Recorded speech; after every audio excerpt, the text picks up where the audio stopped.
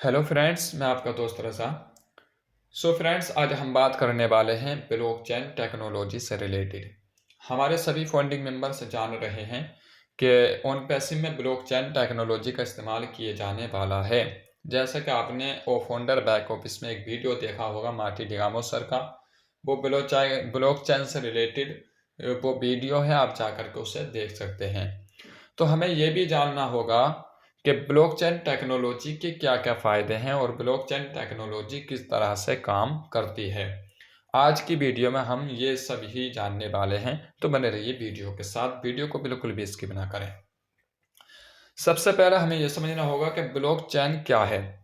Blockchain एक ऐसी प्रौद्योगिकी है जिससे बिटकॉइन नामक मुद्रा का संचालन होता है। यदि सरल शब्दों में कहा जाए तो ये एक ऐसी डिजिटल सार्वजनिक बही खाता पब्लिक लेजर है जिसमें प्रत्येक लेन-देन अथवा ट्रांजैक्शन का रिकॉर्ड दर्ज किया जाता है। ब्लॉकचेन में एक बार किसी भी लेन-देन को दर्ज करने पर इसे ना तो वहां से हटाया जा सकता है और ना ही इसमें संशोधन किया जा सकता है।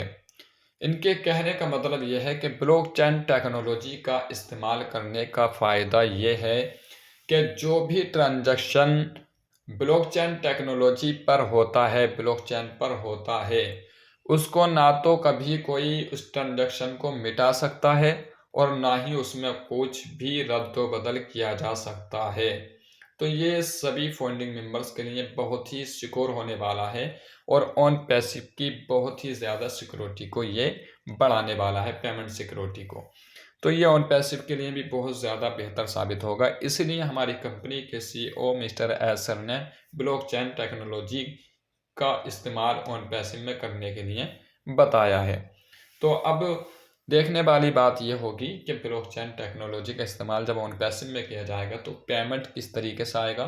लेकिन जहाँ तक का मेरा तजर्बा है, अगर ब्लॉकचेन पर जो ट्रांजैक्शन होते हैं तो वो 1 सेकंड से भी पहले हो जाते हैं। 1 सेकंड लगता है ट्रांजैक्शन होने में। तो ये सभी फंडिंग मेंबर्स के लिए बहुत ही फ़ायदेमंद साबित होने वाला है। आगे को समझते हैं कि ब्लॉकचेन के क्या-क्या फ़ायदे हैं। व्यतीत हो कि ब्लॉकचेन के कारण लेन-देन के लिए एक विश्वसनीय तीसरी पार्टी जैसे बैंक की आवश्यकता नहीं पड़ती है। मतलब इसमें किसी थर्ड पार्टी की ज़रूरत नहीं पड़ती है जैसे बैंक। इसमें डायरेक्टली आप एकदम से अपने अकाउंट में पैसा ले सकते हैं।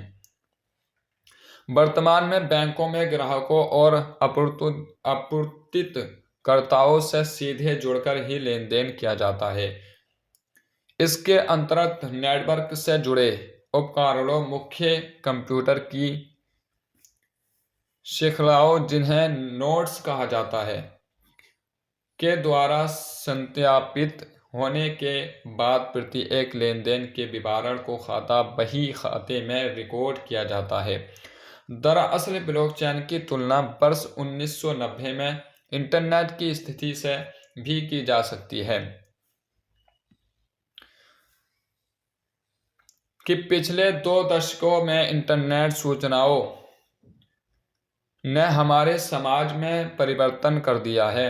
साथ ही अब हम ऐसे युग में प्रवेश कर रहे हैं जहां ब्लॉकचेन भी इंटरनेट ऑफ ट्रस्ट और इंटरनेट ऑफ वैल्यू के माध्यम से वही कार्य करने में सक्षम होगा।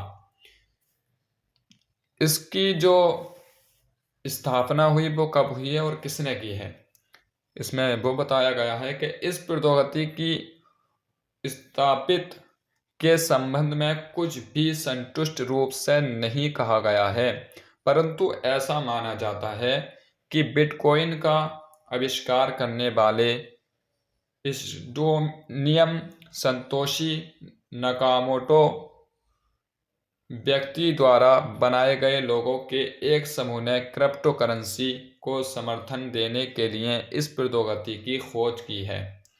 प्रौद्योगिकी का महत्व।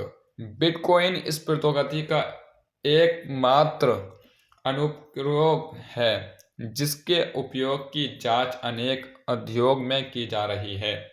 भारत के बैंकिंग और बीमा क्षेत्र में इसके प्रति बहुत आकर्षण देखने को मिल रहा है।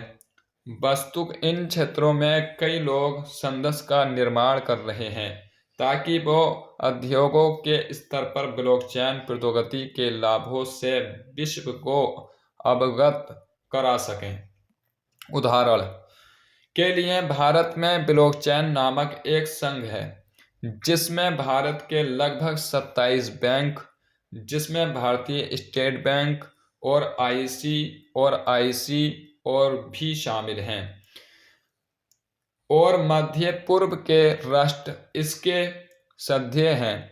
ये संघ व्यवस्थाओं को सुरक्षित और तेज बनाने के लिए ब्लॉकचेन प्रौद्योगिकी के लाभों का व्यापार प्रसार कर रहे हैं।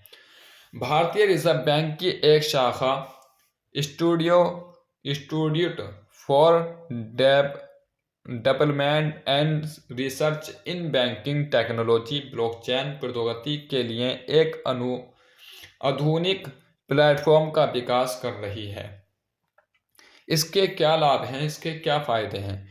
ब्लॉकचेन के उपयोग के लाभ सभी लेन देनों के लिए विभिन्न होंगे, मतलब विभिन्न प्रकार के होंगे। डेलोइट और एसोचैम के अनुसार ब्लॉकचेन उस समय अधिक लाभकारी सिद्ध होगा जब आंकड़े अधिक हों और उन्हें अनेक लोगों के बीच साझा करना हो तथा उन लोगों के मध्य विश्वास की भावना न हो। दरअसल इस प्रौद्योगिकी से सबसे अधिक लाभ वित्तीय निवेशकों को होगा।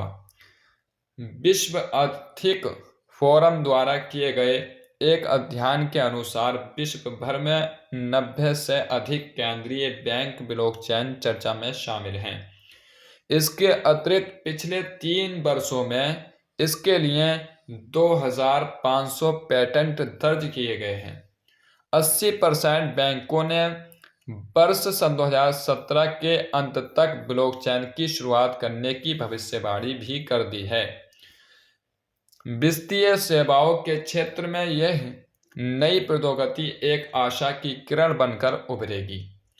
यहाँ तक कि गैर बैंकिंग क्षेत्र जैसे रिटेल, यात्रा, संस्थाओं की देखभाल, टेलीकम्युनिकेशन और सार्वजनिक क्षेत्र के उद्योग के लोगों भी ब्लॉकचेन द्वारा उपलब्ध कराए जाने वाले अवसरों पर ध्यान दे रहे हैं। ध्यान देने योग्य है कि यह प्रौद्योगिकी केवल ऐसे उद्योगों पर लागू होगी जो विकेंद्रित डाटा संग्रहण, डाटा अपरिवर्तन डाटा और ब्लॉकचेन की वितरित समर्थित सुविधाओं पर ध्यान केंद्रित करते हैं। भारत की स्थिति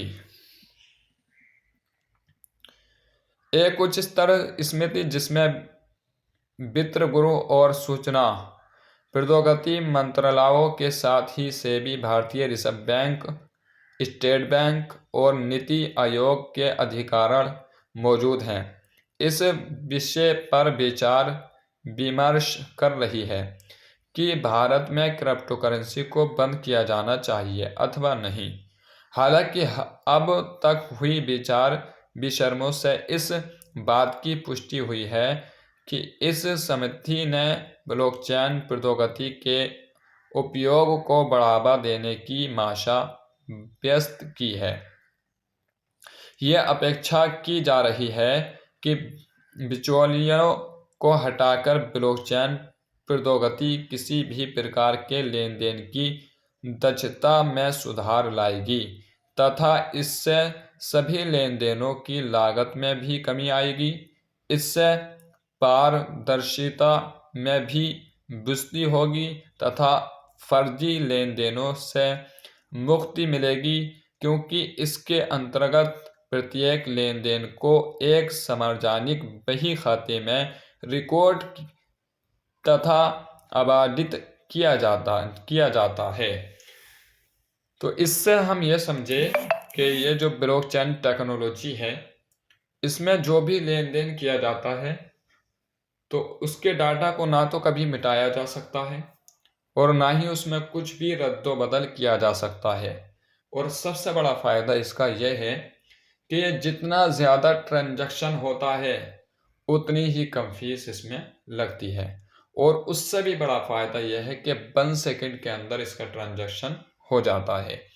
तो ये आप खुद सोच सकते हैं कि जब ऑन पैसिव ब्लॉकचेन टेक्नोलॉजी का इस्तेमाल करने वाली है हमारे पेमेंट गेटवे पर, तो कितनी तेज़ी के साथ ऑन पैसिव जो है हमें पेमेंट पहुंचाने वाली है। कहने का मतलब यह है कि इसमें थर्ड पार्टी का भी कोई हाथ नहीं होता है। थर्ड पार्टी बोले तो आपको जो कमीशन आना है तो वो बैंक के पास तक नहीं पहुंचेगा। आपको जितना कमीशन भी आना है वो किसी भी कंपनी के पास नहीं पहुंचेगा। आपके डायरेक्ट में अगर कोई है, अगर आपको उससे 100% कमीशन आ रहा है तो वो ऑन पैसिव के खाते तक नहीं पहुंचेगा, डायरेक्टली आपके खाते में आ जाएगा। तो इसमें थर्ड पार्टी का कोई भी रोल नहीं होता है, डायरेक्ट टू डायरेक्ट मामला होता है। इसीलिए ये ट्रांजैक्शन बहुत ही तेज़ी के साथ चलता है। तो ये सभी फाउंडिंग मेंबर्स के लिए बहुत ही बड़ी गुड न्यूज़ है कि ऑन पैसिव जो है वो ब्लॉकचेन टेक्नोलॉजी का इस्तेमाल करने वाली है। तो इससे हमारा जो पेमेंट है या एप्पल्स आने वाले हैं वो पूरी तरीके से सिक्योर भी रहने वाले हैं और बहुत ही तेज़ी के साथ हमें विड्रॉल में भी कोई दिक्कत होने वाली नहीं है। तो आज की कुछ अपडेट, कुछ इन्फॉर्मेशन ये थी जो मैंने आप सभी फाउंडिंग मेंबर्स तक पहुंचाना बेहतर समझा। आई होप कि आपको पसंद आया होगा। पसंद आया तो मेरे चैनल को सब्सक्राइब ज़रूर कर लें ताकि उन पैसे से रिलेटेड हर रोज़ एक न्यू अपडेट आप तक पहुंचता रहे।